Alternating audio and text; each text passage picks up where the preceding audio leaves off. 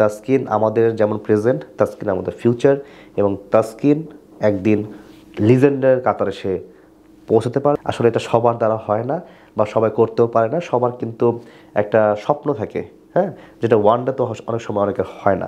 আসলে তাসকিন আহমেদ একটা সম্ভাবনার নাম। আমি যদি একটু ছোট করে শেয়ার করি, মাশরাফির পর যদি ভালো কোনো পেস বোলার এসে থাকে তাহলে এক বাক্যে বলতে হবে তাসকিনের নাম। সে একজন স্পিড স্টার এবং দ্রুতগতির বোলার। একসময় তার বলের যে লাইন লেংথ একদম দুর্দান্ত ছিল, মাঝখানে একটু ব্রেকডাউন হয়েছে, বর্তমানে এখন আবার তার লাইন লেংথ ভালো অবস্থায় আসতেছে এবং সে খুবই পরিশ্রমী একটা ছেলে। নেদারল্যান্ডসের সঙ্গে প্রথম ম্যাচে সে যেভাবে ডোমিনেট করলো, প্রথম ওভারে প্রথম বলেই সে উইকেট নিল এবং প্রথম ওভারে সে মাত্র 1টি রান খরচ করলো এবং একটি উইকেট পেল।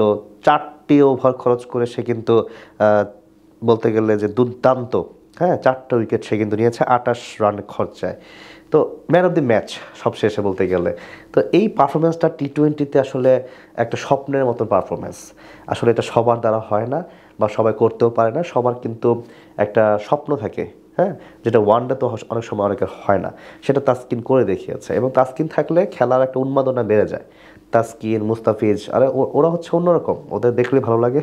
আমি একটা কথা বারবারই বলি, কিছু প্লেয়ার দেখলেই ভালো লাগে। তো তাদের পারফরমেন্স যদি ভালো হয় তাহলে মানে একাকার হয়ে যায়। মিশেলে দুটাই আসলে মানে একটা ভরসার নাম হয়ে দাঁড়ায়। প্রশ্ন যেমন ছিল আসলে কি ভরসার নাম হতে পেরেছে কিনা, অবশ্যই।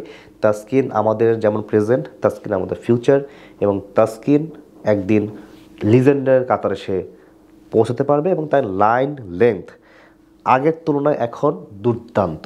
তা না হলে সে টি-20 ফরম্যাটে 4টা উইকেট পেতে পারে না।